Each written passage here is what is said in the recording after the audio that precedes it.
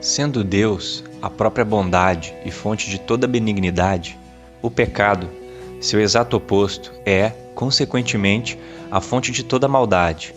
Os seres humanos são maus porque são pecadores.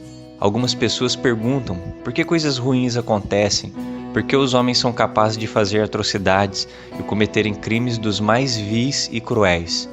A resposta é esta: os homens são pecadores e o pecado é a própria maldade no coração deles.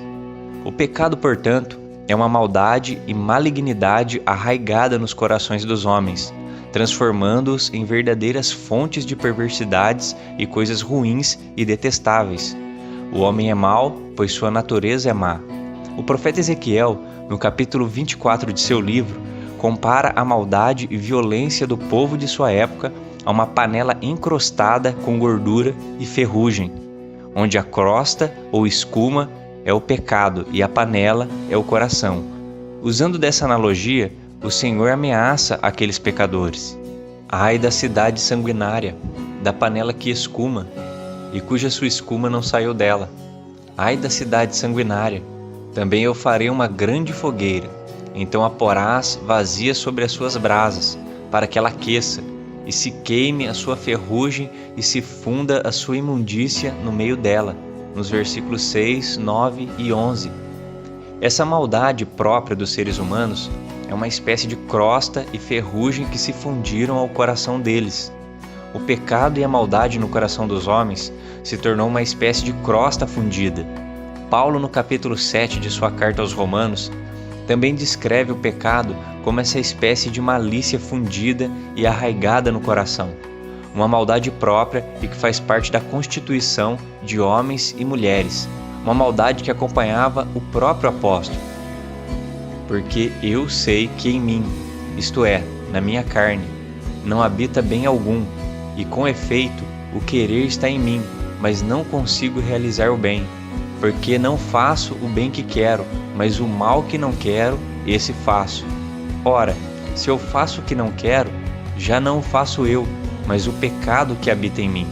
Acho então essa lei em mim, que quando quero fazer o bem, o mal está comigo. Romanos capítulo 7, versículo 18 ao 21. Perceba que Paulo não situa no tempo. Ele não está se referindo ao seu passado, mas discorre sobre o pecado de forma doutrinária. Ora, não faz diferença se você é cristão ou não cristão. Em termos doutrinários, o pecado é maldade, e até mesmo os cristãos, aqueles que são regenerados, enfrentam uma constante luta dentro de seus corações contra a maldade da velha natureza. Luta esta descrita por Paulo não só no capítulo 8 da mesma carta aos Romanos, como também na sua carta aos Gálatas, quando diz: porque a carne luta contra o espírito, e o espírito contra a carne. Estes opõem-se um ao outro, para que não façais o que quereis. Gálatas capítulo 5, versículo 17. O que ele descreve como carne, sabemos muito bem que se trata da velha natureza, a natureza pecadora, má e entregue a diversos pecados, como ele também relata nos versículos subsequentes. A diferença é que os cristãos são capazes de vencê-la, os ímpios não. Sendo que os seres humanos são maus, e percebemos claramente que essa malícia se desenvolve e faz parte de sua personalidade como algo apegado à sua essência.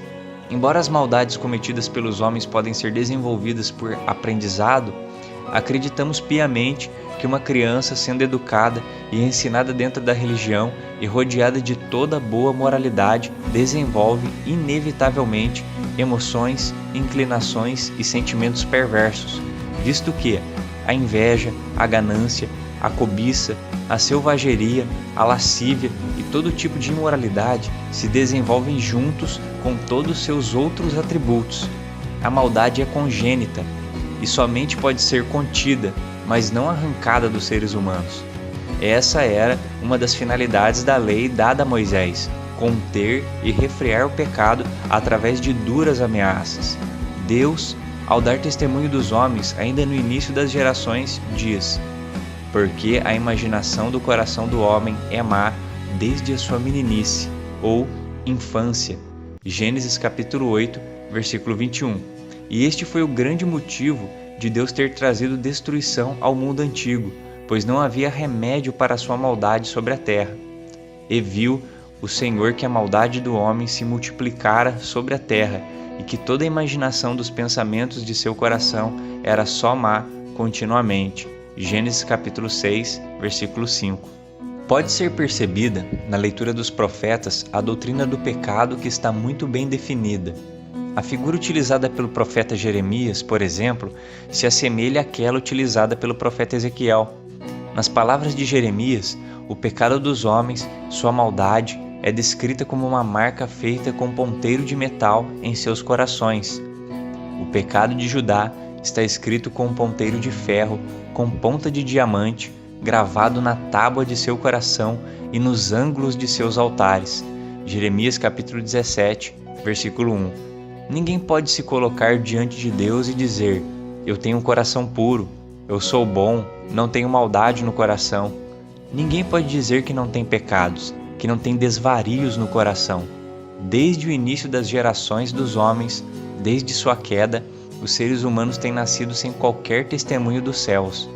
Dia após dia, os bebês nascem nas maternidades e a única coisa que se ouve é o choro daqueles que terão de, nos próximos anos, lutar contra a sua própria maldade. No que tange à raça humana, só houve um que nasceu sem pecado, e só houve um nascimento que abalou o céu e a terra. Quando Cristo nasceu, o céu foi cercado de miríades de anjos que adoravam e, com suas vozes, testemunhavam da criança que acabara de nascer. Quando Gabriel anunciou a Maria o nascimento de Cristo, usou as seguintes palavras: o santo que de ti há de nascer. Lucas capítulo 1, versículo 35. É difícil para o pecador aceitar isso, mas a menos que miríades de anjos tenham cantado no seu nascimento, você se encontra na mesma situação de toda a raça humana, vendido sob o pecado. E no que diz respeito ao pecado, todos nós, nascidos de mulher, compartilhamos a mesma natureza, a natureza maligna de Adão. Homens são maus e o Senhor novamente dá testemunho deles, porque bem os conhece. Enganoso é o coração mais do que todas as coisas, e perverso. Quem o conhecerá? Jeremias capítulo 17, versículo 9. Portanto, os homens são naturalmente malignos e cruéis. Por algumas vezes somos surpreendidos pelo testemunho dos apóstolos nos evangelhos acerca de Cristo, o qual não confiava nos homens porque bem sabia o que havia neles. E o que havia nos homens? Maldade, falsidade. O coração humano é mais traiçoeiro e peçonhento do que as víboras. Este é o mal que há entre tudo o quanto se faz debaixo do sol, que a todos sucede o mesmo, que também o coração dos filhos dos homens está cheio de maldade, que há desvarios no seu coração, na sua vida. Eclesiastes capítulo 9, versículo 3.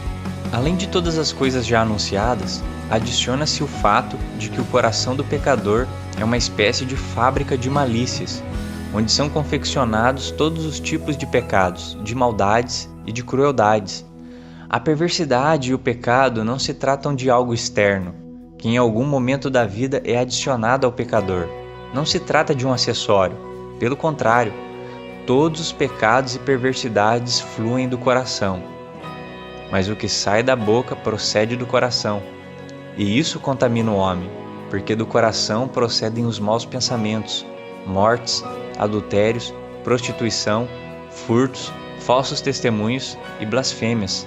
Mateus capítulo 15, versículos 18 e 19. De forma que aquilo que temos chamado até agora de malícia serve de matéria-prima para a confecção de todos os pecados praticados sobre a face da terra. A essa altura, esperamos que não tenha sobrado nenhuma esperança de salvação para os homens, sem que Deus estenda sua mão para eles. O pecado é o grande dilema da raça humana, pois todos, sem exceção, merecem condenação e morte. Deus poderia ter intervido do jeito mais fácil, sem sujar suas mãos.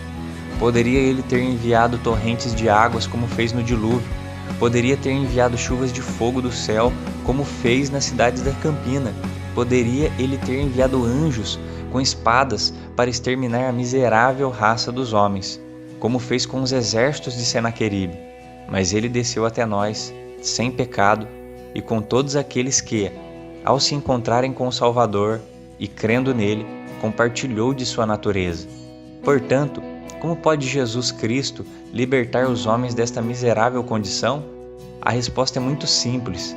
Deus é mais benigno do que o pecado é maligno. A bondade e santidade de Cristo é simplesmente maior do que a maldade do pecado. Onde abundou o pecado, superabundou a graça. Romanos capítulo 5, versículo 20. Onde o pecado era grande e poderoso, a graça, entrando, tornou-se maior e mais poderosa. Amém.